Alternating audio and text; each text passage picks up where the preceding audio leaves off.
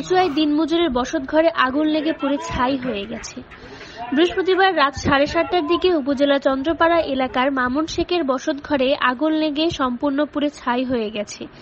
এতে তার আসবাবপত্র, নগদ টাকা, ধানসহ 5 লাখ টাকার ক্ষতি হয়েছে বলে ক্ষতিগ্রস্ত পরিবার জানায়। মোমবাতি থেকে আগুনের সূত্রপাত হয়েছে বলে ফায়ার সার্ভিসের কর্মকর্তা জানিয়েছেন। আগুন লাগার পরে স্থানীয়রা চেষ্টা করে ফায়ার সার্ভিসের সদস্যদের ঘটনাস্থলে পৌঁছানোর আগে আগুন নিয়ন্ত্রণে আনে।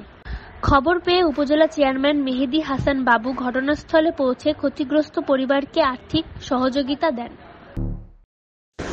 আপনারা দেখছেন বাগেরহাট 24 টিভি।